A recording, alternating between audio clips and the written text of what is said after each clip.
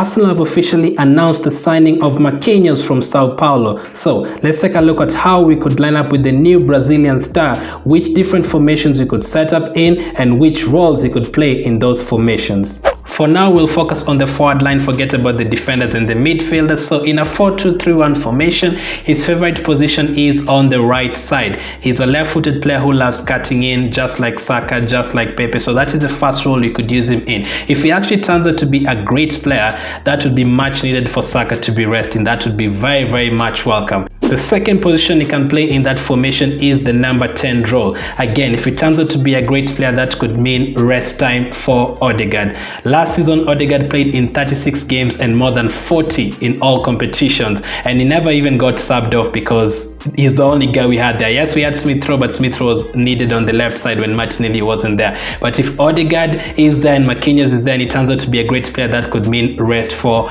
Odegaard. And the third position he can play in that formation is on the left side, obviously. As of now, we do have Martinelli, we do have Smith Rowe can fit in that position, but we have 4 competitions to battle in next campaign. So if any of those players gets injured, we are not going to be stranded. We are going to have another player on the bench. So in that formation, Marquinhos can play in those 3 roles: right wing, left wing, and number 10. His favorite, the right wing, and then number 10, and then followed by the left wing. If and when we play a 4-3-3 formation, he can fit in on the right wing and on the left wing. I'm not sure he can play either side of Partey, so we'll scrap that off for now. Let's just use him on the right side and on the left side in a 4-3-3 formation with either Saka on the left or Martinelli on the left or Nketiah up front or whoever is going to be up front. He can play on the right side or on the left side and create a connection with the other 2 forward players. If we play with the back 5 or back 3, however you want to call it, there's an interesting role he can actually play. If we play with those 5 defenders and 2 holding midfielders and then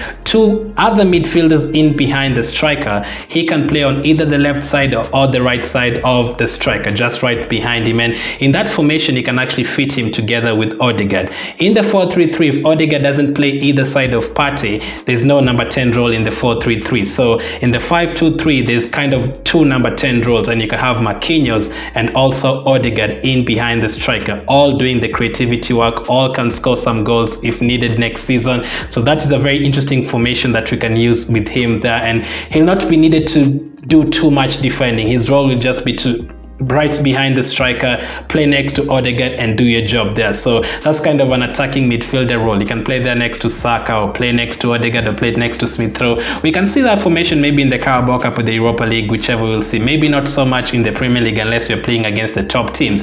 And when we're playing against the top teams, I don't expect to see Marquinhos away to Liverpool. I think it's too early. So if you're playing in the Carabao Cup or the FA Cup in other competitions against some other teams, then he can play right behind the striker. And then it depends on the strikers and that we sign, and depends on the injuries that we get, but he can definitely fit in. So those are the 3 formations you can use, and those are the 6 different positions you can play for us. If you want to take a look at who Marquinhos is, why we've signed him, and some of the skills that he possesses, click on the video on screen right now. Thank you for watching, and I'll catch up with you guys on the next one.